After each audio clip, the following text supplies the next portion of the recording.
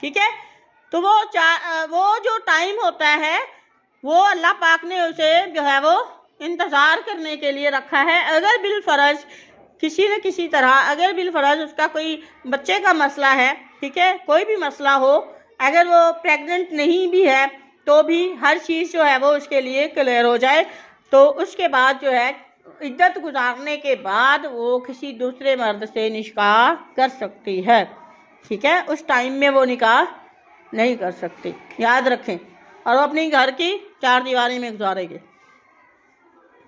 تِلْکَ حدود اللہ، یہ اللہ کی حدیں ہیں۔ اللہ پاک یہ ساری جو ہیں وہ اللہ نے بتائی ہیں، زندگی گزارنے کے لیے اللہ کی حدیں ہیں، ٹھیک ہے۔ عورت کو طلاق دے دی تو پھر کیا ہے، عورت اپنی عدت پوری کرے گی، یہ بھی اللہ کی حد ہے، یہ بھی اللہ کا حکم ہے۔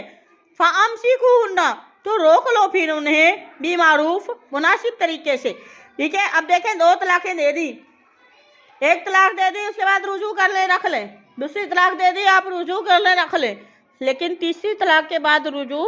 نہیں ہے۔ وہ جو تیسری بار تو طلاق، اس کے بعد جو ہوگا، جو اس کے بعد کا مہینہ ہوگا وہ کیا ہوگا، اس کے بعد کا مہینہ، وہ اگر آپ نے جو ہے وہ رجوع نہیں کیا، ان دونوں کے درمیان صلح نہیں ہوئی، تو وہ طلاق بائنہ ہو جائے گی۔ طلاق کون سی بائنہ؟ جدائی والی طلاق، ہمیشہ کے لیے وہ عورت مرد کے لیے حرام ہو جائے گا اور مرد عورت کے لیے حرام ہو جائے گی۔ اللہ پاک فرما رہے ہیں اگر آپ نے 2 طلاقیں دے دی ہیں تو اس کے بعد آپ اس کو یا تو روک لیں اچھے طریقے سے، او یا سرّحُ، یا پھر چھوڑ دیں، ہننا، ان عورتوں کو، بھی معروف، اچھے طریقے سے۔ ایسے نہیں کرنا کہ آپ نے جو ہے طلاق بھی دے دی ہے، اس کے بعد آپ اسے ایسے لٹکائیں، اس کا سامان بھی نہ دیں، حق مہر بھی نہ دیں، اس کا زیور بھی روک لیں۔ ایسے کرتے ہیں لوگ، حیثیت دینے کے لیے کرتے ہیں، تو اللہ پاک نے اس طرح تنگ کرنے سے منع فرمایا، رخصت کریں، آپ ان کو طلاق دیں، اچھے طریقے سے ان کو الگ کر دیں۔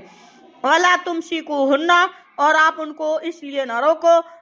زِرَارًا کہتے ہیں تکلیف دینے کو۔ آپ کچھ لوگ ایسے ہیں کہ ان کو بساتے بھی نہیں ہیں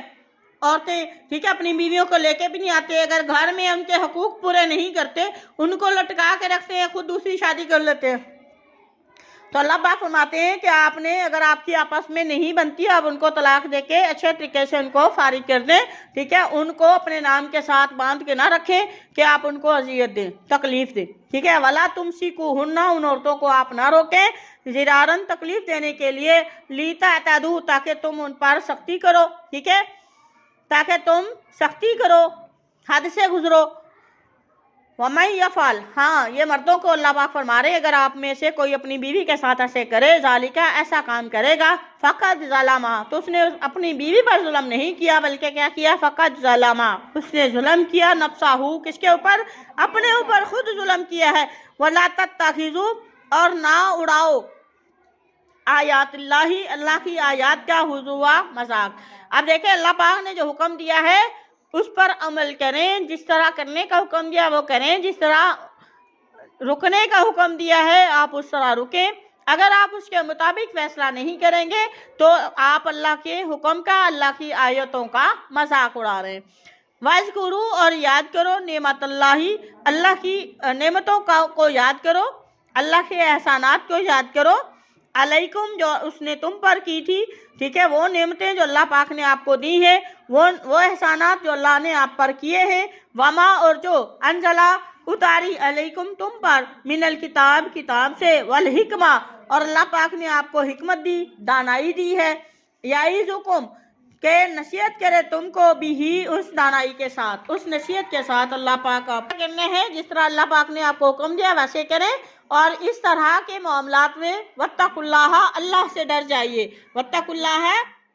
اللہ، اللہ سے ڈریں، واعلموا، اور جان لیں، ان اللہ، بے شک اللہ پاک، بکل شیء، ہر چیز کو، علیم، خوب جاننے والا ہے۔ یعنی آپ اپنی بیویوں کے ساتھ کس طرح سلوک کر رہے ہیں، کیا کر رہے ہیں، آپ کس طرح کر رہے ہیں، ٹھیک ہے، اگر آپ زیادتی کر رہے ہیں تو آپ کے ایک ایک کام کو اللہ پاک جو ہے وہ خوب جاننے والا ہے۔ وما توفیق